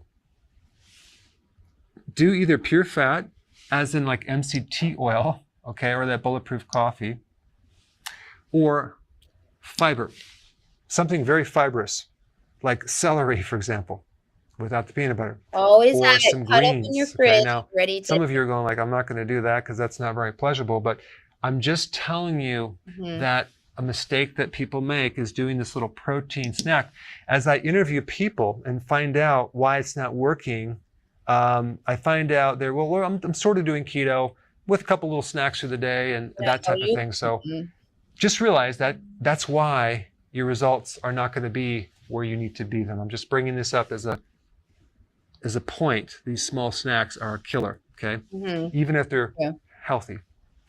Okay, the next Also, what you're trying to learn here and what I'm trying to help you learn, since I've gone through this journey and back again in very many different ways, is you're changing your relationship with food. For me, food has always been such an emotional thing for a lot of people, because think about it when you're a kid, right? Like, oh, you get hurt or you're sad. Oh, do you want a cookie? Do you want a ice cream or a popsicle or whatever the case is? Food has been introduced and related to the emotional aspect of your life. So, food for me has always been an emotional journey. And so I had to really start looking at, like, the way he's saying, oh, I'm just going to have a little snack like this and a little, but do you need that snack? Like, are you really that hungry? If you are, go ahead and make that your meal time. Let that be your full meal time, and then wait until you're, whatever, 4, 5 hours along, and then have, if you're even hungry, but what's the snacks? Like, you don't need the snack. That's the whole thing about it, is paying attention to what you actually need, changing your relationship just because you're stressed or you had a busy day or a big day, or you're not sure when you're going to get a chance to eat next, you might as well go ahead and have that. No, you don't need it. If you can look down and your skin isn't just hanging off of your bones, you don't need to have it. Just wait until you have your meal and let that be your time, and let your body deal with the rest in the meantime. Let it tap into the fat you already have stored and start using that for your fuel as it's intended to be. Otherwise, you're not really making the big change, which is your relationship with how you introduce food to yourself. It should be for fuel. And then once you can put your mind at that in that space, you'll stop having the same kind of reaction mentally to it when you're going through something stressful, or maybe you didn't get enough sleep the night before and you're just tired and you're making more poor choices. So everything is about they taught my kindergartner that last year, which I loved, is the power of choices. You have choices every single day. Every single moment is a choice of something. You're making a choice on whether you should listen to the teacher or not. Like in kindergarten, I mean, they're talking about choices, but your choices have actions and consequences to those actions. So it's the same thing with your relationship with food. Look where you are. Are you happy with where you are? Do you feel happy in your skin? Do you feel balanced in your mind? Do you feel energetic and you're full of life? You're living your best life? If that's the case, then keep doing what you're doing. But if you feel clouded and bogged down and you got arthritis and you got neck pain, you got back pain, you have all these ailments, your fingers are always swollen, your face is swollen, your belly's swollen, your ankles are swelling, your feet start to swell and they hurt. I mean, if you can't remember where you put your keys on too big of a basis, if you're like clouded and foggy, you can't stick to something you're doing, you start a lot of projects you don't finish, a lot of these ailments are dealing or dealt with how you introduce or how you have your food, what you put in your body. It doesn't need to be medicated or treated. Your body can actually fix that stuff for you, to where you have clarity, where you have energy, where your libido is strong, where your sex drive is strong, where your energy level is, like the way you focus at work, the ideas that spark, everything connecting as it should. You're feeling just so full and so alive, and that is from the lack of putting all that stuff in your body when you don't need to. So it's super, super big. Um, I'll check that later, Bo. Thank you so much. You are so sweet. Really do. You have no idea how much I appreciate that right now. It's definitely been, yes. It's been a time and I could cry, but I'm not going to. But I appreciate that more than you know right now. Thank you so so much. Let's finish this up so I can move on to the A sugar. little thing that I want to bring up is Thank that you. the awareness of a little bit of carb and what that does to the state of ketosis. If you're trying to lose weight, if you're trying to get into a really good fasting state, and you're going along, and let's say at night you do, well, I'm just going to do a little wine. It's not many calories, whatever. Or let's say during the day you're going to do just like one piece of bread. What you have to realize is that little bit of carb can block you as far as knocking you out of ketosis for a good amount of time. Half a glass of wine could knock you out of ketosis for 24 hours. A couple drinks on the weekend, that whole weekend, you're not going to be burning any fat or you're not going to be in ketosis. Just realize that. This is I'm not you telling you trying not to to do it. I'm just the get your messenger body where you want it to giving be. you the Tighten up from the information jump at the that if you beginning. do it, don't be surprised if the results are not what you want them to be, okay? Because sometimes people are just thinking of calories. They're not looking at the hormone effects of different types of food. All right, the next point I want to bring up is this idea that it's all going to happen really quick. Maybe you have a friend or a family member that does this and it happens really quick for them, but for you, it's not happening. I had a guy that did my program many years ago. I didn't really educate him that well. And he says, yeah, your program didn't work. I says, what do you mean? Yeah, I did it for 2 weeks and it didn't work. I says, what happened? Well, it did work for 2 weeks, but then I stopped doing it, but then it didn't keep working. I'm like, what? I said, this is not a short-term thing where it's just going to fix your weight problem. Now you can go back to your old The plan. This is like relationship. a lifelong change, Yeah. a new lifestyle process or habit that you need to do Stay in the consistently for the rest of your life, okay? relationship. True. And that was something that I just needed to educate him on because of this point. The number of years that an average person has eaten poorly, and I'm including myself in this group, has been a long time, okay? We've developed this condition called insulin resistance. It's become very, very chronic, Talks about that a okay? lot. It's a bad Just problem. trying to get And the understanding. time it takes to fix it is much greater than what you may think. The level of effort is going to be a lot more than what you think. So you want to give it time. You don't want to focus on just the weight. You want to focus on the appetite, energy, cognitive improvements, decreased inflammation. That means it's working because you're creating your health. So this is why you have to have patience. This is why we call you a patient. And this is why we have also a waiting room. Last point I want to bring up, this false piece of information that we've been told so many times, everything in moderation, just a little bit is fine, there's no bad food, just keep everything in balance. It's all about balance. No, that is not true. When you're trying to get healthy, you don't want to balance everything. There's things that are really important and there's things that are trivial, not very important at all. What I'm showing you here is the most important thing you can do for your health out of anything, and that is fasting. And I'm also showing you the food that you need to avoid the most, which is a carbohydrate, and the other foods that you can eat in higher amounts, like fat. And there is one food that you want to eat in moderation, and that's protein, right? So to get someone healthy, they're already in an out of balance state, okay? So to put more balance and just balance everything out and eat a little bit of everything is the worst advice that anyone can give you. So I've just given you the things that you should focus the most of your attention on. So how he said, like, I don't want you thinking that you have to be so strict that you can't have like a piece like Dave's Killer Bread, right? That has so many great essential vitamins in the bread. It is more expensive, but if you must have a carb that can be broken down by your body and is not filled with a bunch of, synthetic fillers to keep the cost down. Something like that, or Ezekiel bread or Dave's Killer bread that's on the market is huge. Now Arnold, the brand Arnold is making a bunch of keto style breads with a bunch of fiber.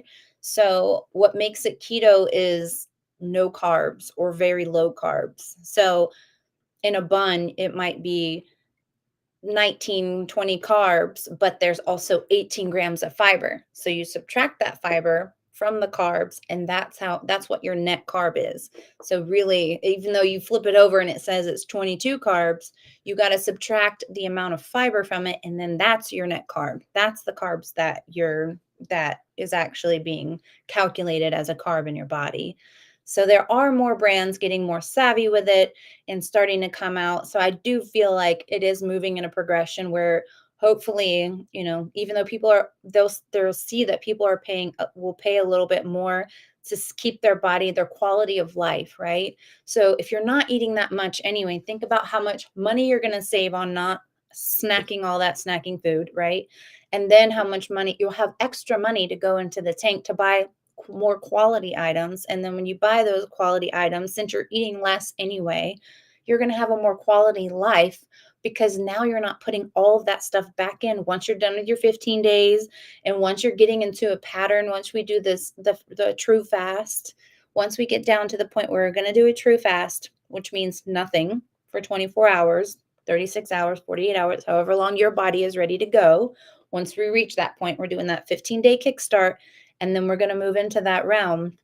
But once we get there, you're going to see what works for you and what doesn't. You're going to see what meals, if you want to eat breakfast and then you're good until you have dinner. If you want to go all the way from breakfast all the way to dinner, that's fine. As long as you're not snacking and all that stuff in between, but you don't have to go so strict. He's talking about if you're just in the beginning and we're trying to get you to where you need to be, you think you need that extra bread or you think you need, no, you don't. Let's just stick to it and get you there. And then once you get there, it's going to be so easy for you to maintain. But just get there. We just got to get you there. Just like people say, oh, I didn't go to the gym today and I'm just so tired. I don't want to do it. Or I didn't do my workout today. If you just put your gear on that you do your workout. You don't have to go to a gym or have a gym membership at all. I'm constantly doing at home workouts. But if you just put your stuff on, right? And you're like, you know what? I'm just going to put my stuff on. I'll just do like 5 minutes on my walking pad or treadmill, or I'll just do 5 minute stretch, or maybe I'm going to do some chair routine, sitting on the chair and maybe doing just like some cross body workouts. I'm just going to do 5 minutes. Just get there. Once you just get there, then your mindset, you're like, I'm already there. Let's just go ahead and get this thing done. And then you'll take that 5 minutes and turn it into a 15 or 20-minute workout, giving back to your body, and you feel so much better for it. We can have a million and one excuses, right, of why not to do something, but it is so beneficial to find that one reason in the moment of why to do it. And that is because I'm going to feel better for it, because it's going to make my body feel better for it, my mental status better for it. And then I won't feel like a quitter on myself. I'll feel like, you know what? I didn't feel like it. And then I did it anyway. And that's what makes me a champion. And it's your mindset changes when you make those efforts for yourself. It really does. It's a huge deal. But don't put these big parameters around what you have to do.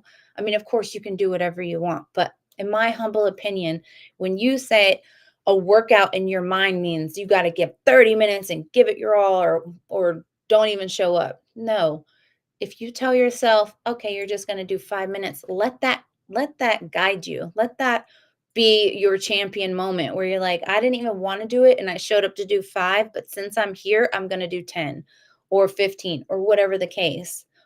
Then feel so good at the end, like, you know what? I just did that. Like I did it. I was tired. I wasn't going to do it. I was going to write it off, but instead I'm walking away feeling like a champion instead of feeling like you gave up, like you're a loser, you gave up on yourself and woe is you. And then you have a whole different mindset because you decided not to do it. So you want to walk away feeling good, but don't set these big parameters for yourself where it's almost feels unattainable and you will sit on the sideline instead of trying to tackle it. Give yourself a small window, 5 minutes. I'm just going to do 5 minutes and then go from there. If 5 turns to 10, great. If 10 turns to 15 and 20, great. But you don't need a whole bunch of time. It just takes very little bit of time. You guys know I'm all about that 4-minute Tabata, which is 8 exercises at 20 seconds apiece. 4 minutes tones you up, releases your those good chemicals for your brain to feel nostalgic and feel good and feel positive and feel powerful. And then on the other side of that is you put that 4 minutes in that you don't normally do, and now you're feeling good about yourself because you did it. You stuck to it. You did it. You said you were going to. You didn't feel like doing it, but you did it anyway. And now you're feeling like a champion and not a loser on the other side of things. So let's dive it just real quick into the sugars. Some things I wanted to touch on with the sugars, but we did take up a big part of the time about the fasting, only because we're in that 15-day kickstart, right? 15-day kickstart. We're on day 7, but as you've noticed, the window is shrinking. We started at a 10-hour window, which sounds like a lot for some of you that are already into your intermittent fasting journey or your fasting journey. 10 hours sounds like a lot. But if you can recall back before you even learned about fasting or intermittent fasting, 10 hours seemed like a lot, but it's really, you realize, wow, from the moment that I'm putting something in my mouth to the moment I end is like 14 hours. And it's kind of like a wake-up call and it's a check. So we did start at 10 hours and now we're down to 4 hours. So now your window is at 4 hours right now. Tomorrow is going to be 3 hours. The next day is going to be 2 hours. But at this point, you've already shrunk your window so much, you should be right where you need to be. If you did fall off, just jump right back on. No big deal. Jump right back in the day that we are. So that way you can reel it in and get back on track, and hopefully your body is going to adjust with you. But we're going to go down to the 15-day mark, which is Thanksgiving. Thanksgiving, you can reward yourself. Don't go crazy with the sugars, but of course, indulge in a way that you haven't for the last 15 days because I cut sugar out. You have to stick to it to get the big rewards. You can't be like, oh, this didn't work for me the same it worked for you because I'm posting up what I'm losing, and you're not sticking to it. You have to give yourself the full effort, because if you don't, then what's the point? I mean, you got to go all in. If you didn't give yourself the full effort, I'm take that back. Not what's the point. The point is you're still trying to learn about eating in that window. So if you didn't stick to the sugar or you didn't stick to the fried food, maybe you go back through that 15 days again and try it with cutting those things out. But if you feel comfortable moving forward, and when we hit the day after Thanksgiving, we're going to roll into, and maybe we'll do 2 days after Thanksgiving. We're going to roll into the 2-1-none, which is 2 meals, 1 meal, no meals. 2 meals, 1 meal, no meals for that following week. So, you know, you're going to get there. And if you're easy to jump right back in that without doing the 15-day wean off from what you're normally doing, then that's great. I think go for it. Anything that you can do that's positive, that's going to keep you on it. But I'm going to be drilling and talking to you guys the whole way through about the benefits of changing your relationship and making better choices. You got to change your relationship with the food before you actually are going to reap those big benefits. Because if you're just like what he said, if you're just doing the 15 days and then you think, okay, well, now I'm just going to go back. The 15 days, that's why I'm calling it a kickstart. That's why I'm calling it kickstart, because the 15 days is just a kickstart to get you comfortable with doing a full fast. That's the ultimate goal. Let me put about that. What does sugar do? Let's see what he has to say about sugar. Now, Um, now you may just end up quitting sugar after watching this video. okay. Now you may just end up So quitting. this So what would is actually happen? Now you may this just is what end he up said quitting sugar after watching. Let me try and Now, you may just end up quitting sugar after watching. Now, you may. Okay. Let's get to it. Okay, so this was what I was getting to with the sugar. Okay, here we go. Just end up quitting sugar after watching this video. I'm just warning you. Don't get mad at me. I'm just the messenger. There are 73 meta-analyses that make up 8,600 different studies on sugar. And the conclusions are a high amount of added sugar, okay, is significantly associated with 45 negative health effects, ranging from diabetes to asthma, depression, stroke, heart attack, gout, hypertension, Look at that list. dementia, cancer, and Crazy. early death. Other than that, it's totally fine. Now, it's interesting because the World Health Organization Other than allows that, it's people to really fun. consume up to 12 teaspoons of added sugar, right? Before it becomes unhealthy. I've talked to many people who say, well, I don't need to do the ketogenic diet and go on a low carb diet because I don't have a weight problem. I usually say, have you ever heard of skinny fat? Chances are, if they're consuming a lot of sugar, You're right, they Bill. have That's exactly visceral fat, they have liver what fat. I'm They just don't know it yet. But 40% of people of normal weight have metabolic syndrome. That includes 40% of high blood normal glucose, weight, not a even fatty obese. liver, high cholesterol. And there's another point about obesity I want to make. There's a certain percentage, I think it's 20% of obese people have normal metabolism and they live a long life. And so just because someone's overweight doesn't necessarily mean they're super unhealthy or they're healthy. There's other factors involved. Now, then you have health authorities that will talk about sugar as being empty calories. In reality, sugar is very toxic. Roughly half of it is fructose, okay? And the other half is glucose. Fructose is very, very toxic to the body. I would venture to say it's as toxic as alcohol.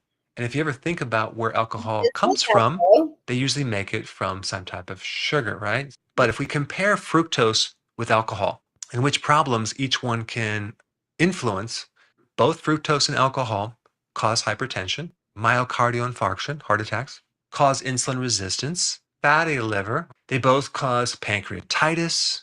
You know, nature has basically made sugar hard to get. Our ancestors would get sugar during harvest season from fruit, right? And even honey has a season to it, and it's hard to get because there's bees. But man has made sugar very easy to get. And you have people who say, well, why doesn't the government regulate sugar just like alcohol, right? Well, that's not going to happen. There's too much money involved with sugar. The sugar lobbyist So, and the corn lobbyist new and the administration sweet said they're beverage gonna lobbyists are start extremely doing, powerful. I mean, which the I sugar just sector. been talking about. They said they're gonna stop allowing, it's gonna be illegal for people to put high fructose corn syrup in our foods. So, Lord, let that be true because we are destroying our insides from the high fructose corn syrup, and it is in almost everything. I looked at the back of my daughter, many of you know, have went through cancer at 4 years old. She came out on the other side and beat it and has been in remission. Is that the right word? She's not had cancer. She's gone through all her testing with flying colors. Thank the good Lord. But the high fructose corn syrup, right? So she loves her apple juice, which is really the only thing she drinks other than water. And the apple juice that I give her has just the two apples and water. And then I even cut that because the apples have so much sugar in them. But even the organic apple juices, if you look on the back, they'll either have malic acid in it, which is directly linked to cancer because it's a fake sugar, or they have some kind of high fructose corn syrup in the sugar when apples are already so sweet. If they're sweetened with like maybe monk fruit or stevia plant, which is derived from a plant and not synthetic and not made up. This is like I couldn't believe it. The organic apple juices were so filled with just crap. It was unbelievable. And then like the store-bought brand, whatever the off-brand was the one that was more healthy than the $2 or more per bottle of apple juice for the organic, just because it has the organic label on it, which was like so infuriating. Like, that is so misleading. So I do hope that the study, or I do hope that the talk about making it illegal for our new administration coming up, trying to make it illegal for these companies to put in the high fructose corn syrup, because then we can all just start getting healthier and drinking like other countries have, which is more pure ingredients in their food and drinks. Let's finish this up. Accounts for a third of all the donations from U.S. agriculture. Hold on. While they only Sorry. powerful, not going to happen. There's too much money involved with sugar. The sugar lobbyists and the corn lobbyists and the sweet beverage lobbyists are extremely powerful. I mean, the sugar sector accounts for a third of all the donations from U.S. Unbelievable. agriculture, while they only make up 2% of the farms. So a lot of the money that goes into lobbying comes from the sugar industry. These lobbyists influence the dietary guidelines, food pyramid, but it's no secret that the U.S. Sugar industry cannot afford negative perceptions of its products. And so it has a really strong purpose of discrediting research that says that sugar could be harmful to human health. So if you think the government's going to help regulate this, it's not going to happen. There's just too much money involved. It's going to have to be you stopping the consumption of sugar. Okay. Now, there's many things that you can do For to now, make this hopefully that transition. was There's all sorts of keto-friendly sweets very and common to have cancer. desserts, like even, for example, Lily's Switch chocolate. Okay. one. This has sugar alcohols. Okay. You can do this. You can consume this. Here's one right here. Look at this. One carb keto chocolate frosting. All right, that's one. Here's one right here. Better sugar. Okay. Sweet leaf. Here's a called Nutrail. No sugar. Okay. It's kind of like a little cereal you can consume. So these are things that you can do to make the transition. Here's one. Keto candied pecans, right? If you need to do these type of things and get off sugar, go ahead. It'll be easy because they taste very similar to sugar, but they don't have the actual sugar. Mm-hmm. When you eat sugar, you're supporting the sugar industry. And on top of that, you're destroying your body. Now, if you want to know how to transition off sugar, I have a video just for you. This is the beginner's video on how to do keto, and I put the video up right here. Check it out. I do actually want to see that video, Hi, but guys. we won't do Listen. it right now. So, okay. So here's the deal. When you're getting these keto snacks or these new keto things that you're incorporating, it can be very expensive. But remember, you are saving money from not eating so much. So you can put that money back into more quality items. But if you are good and handy in the kitchen, you can follow along to some of my shorts or reels that I have about making these at home. Like some of these protein enriched and keto style cereals that have like the flair of, how you were as a kid, like Cocoa Pebbles or Fruity Pebbles, Cocoa Crisps. They do have alternatives to that, and I show you a way to do it at home and making your own type of version of these things that you can buy in the store for so much more expensive. But I've got a couple new things coming out with showing about the cookies, the keto style cookies, buns that are being used for hot dogs and hamburgers that are keto style buns that are healthier for you, high in fiber. So there are alternatives, and you can make these things in your kitchen that are a lot more affordable, also, rather than buying them prepackaged for the keto stuff. But there are ways to do it that you can continue saving that money and also eating healthy and without. There's so many other things now that there were before when I first started doing all of this, and keto, it was pretty basic.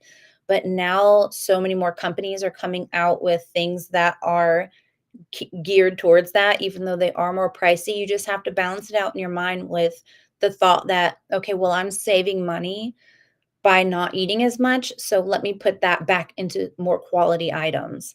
That's how you have to balance it. Not like, oh, wow, this is $2 more or $2.50 more or whatever the case than if I got the version that's not that. Well, you have to pick and choose your battles. What are you what's more worth it? What's the weight of having something that's healthier, that's not going to clog you up, that's not going to spike your insulin or give you that inflammation or make you feel lethargic or spaced out or, exhausted, above paying $2 more for something that's going to give you all the benefits. It's going to give you the satisfaction of having that kind of like a sweet taste without, feeling guilty at the end of it if you must have something, a treat. Like I've also learned, like going to like a birthday party or something where I know that there's going to be sweets around. If I want to indulge, I'll just bring my own. I know it sounds a little bit much, but when you work so hard to get yourself and your body operating, it's kind of like what Bo was saying about having being an alcoholic or an addiction to any other thing. You don't just say, "Oh, I'm going to a party. I'm just going to have one drink to appease the situation." No, if you must be there and you feel, like you want to indulge, bring something that is going to keep you on track, but not send you off the edge. Just the one cupcake or the one whatever is going to spike your insulin so high you don't need all of that. It's not, I don't know if any of you that have gone through this intermittent fasting or fasting journey and you've gone off track and you feel immediately like you need a nap. Like it's almost like post Thanksgiving dinner where your body is just like exhausted because you just put all the, sugars and all of the stuff that makes you feel just like overwhelmed inside to where your body is trying to shut itself down and you need a nap like immediately. So you're going to learn your way. And the more I drill it in and the more I hammer it home, the more you're going to get the concept and you're going to understand that it is a relationship. You have to change your relationship to change your way, to give yourself that quality life. And that's what I'm here to do, is help you to learn to live your best life from the inside out. I can only lead you to water. You have to drink it on your own. So I hope that you guys are finding some benefits in this. I do love hearing from you. I love it when you reach out and you're asking questions because you're on that journey and you're ready to embark on trying to level up. You're ready to level up. I love that you're giving yourself that grace and you're putting that time and effort into yourself because you deserve it. You deserve to feel good. You deserve to feel powerful and strong. And the way to do that is making these little small challenges, conquering those, and then you have the power to move forward onto something bigger. So that's what we're doing with the 15 days. Each day is a little tiny baby challenge. Conquer that little challenge and then keep moving forward. I know taking sugar out does not sound like a baby challenge, it's a big challenge, but it is only for not only for this short amount of time, but you're only going to feel a certain type of way about it for this short amount of time because you're used to bringing it into your life. Once you get it out of your life and you see the quality of your life at that point and that there's other options that you can have rather than those things that are just completely annihilating your system, you're going to be on a better path. You're going to be like, "You know what? I don't really need that stuff. And if I do, I have this other option that I'm going to go down, and that option is completely fine for me. I don't need to go down the other road because there's no point in it. This day and age, there's so many options. That shouldn't even be an option anymore." And I feel like the more people go against the grain when it comes to buying the processed and all that sugary stuff, and doing more for intermittent fasting. Yes, it's cheaper to buy that stuff, but it's also more expensive in the end because now you're on 4 or 5 different types of drugs and pills and you're feeling just horrible all the time. That's not life. That's not living. Being medicated and medication all the time when you don't need to. Now, those that need it because your body just doesn't produce what it needs or whatever, there are those rare cases, but for the most part, we can fix our bodies and put it back to where it should be if we just allow it to do what it wants to do. And that is where we're trying to get to.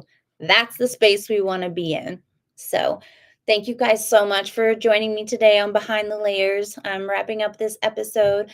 I do want you guys to go, if you haven't subscribed already, please go to the YouTube channel. You have to put the at symbol, Kara Chris TV. That's at Kara Chris TV on YouTube. Please subscribe. Sharing is caring. If there's anybody out there you know that needs a little motivation or a little understanding on how to get their life back for themselves and underway, go to at Kara Chris TV. If you don't put the at symbol, it won't pull up.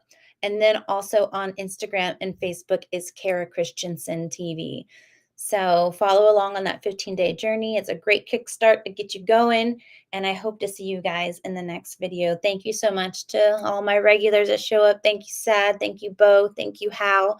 And I really appreciate the support. And I hope to see you next time. Bye.